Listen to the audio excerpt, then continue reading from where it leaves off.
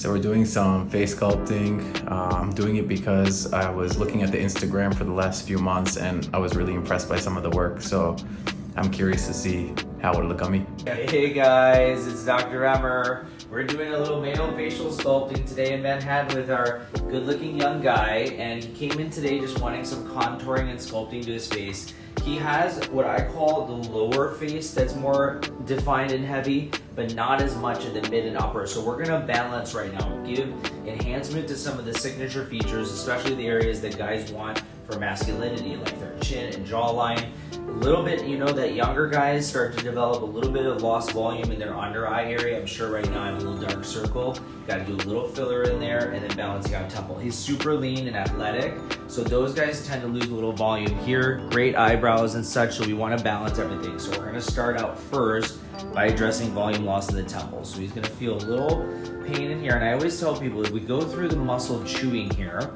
so sometimes over the next day or two you might feel a little pain when you chew and then you wonder, oh, what happened? That was because we went through that muscle. And so we're going to work there in the temple first, giving him some volume. So now we're going to widen a little bit the chin. He has some good projection, but we want to balance, and so because his chin is naturally a little more lean in here, we're going to widen it slightly.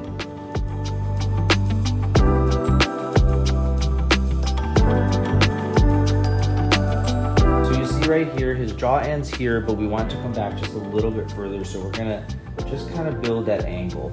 It's really more about this angle for him than it is the real width. This is gonna help kind of really structure his jawline here.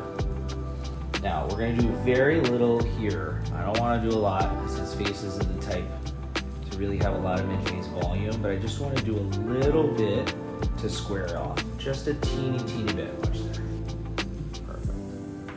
So we're gonna do very little. And my idea here, you can see where the cannula is. Take a look.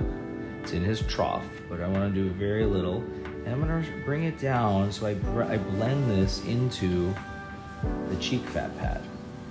And that's gonna allow some lifting, but also some improvement in the actual under eye. And now I'm gonna do is just subtle improvement in lip. You don't wanna do much, especially with guys. Sorry, this hurts a little. My goal with him really is to do very small on the bottom, not much, and a little bit more on the top, but I still want to get that nice balance.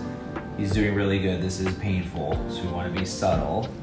So he has a very structured jawline because we did some filler and he naturally has good bone structure. But really to make it snatch, he's a lean guy, there's a little bit of looseness in the neck. To really snatch this up and create more of an angle at the mandibular angle, we're going to put some threads, and that's going to be really fine-tuning and contouring for him here, and it's going to tighten the skin more over time. So now we're going to put numbing on the inside. It's going to feel a couple pinches. Good. And then we're going to just put a little numbing. It's going to burn slightly. Okay, perfect. And then this is going to create the tracks that we need to get a tight jaw with the threads. Look at the sculpting that we've already achieved with some filler. We have amazing proportion on the nose, lip, and chin. We have a really good 90-degree angle in the jawline and a little bit of height to the cheek with balance to the temple. All of those areas being our male facial sculpting. But how do you enhance the sculpting? Right here. We're going to use some PDO threads right here along in our trivector to really get a tight and sculpted look. This takes the tissue, and he's going to feel just a little pinching, nothing crazy.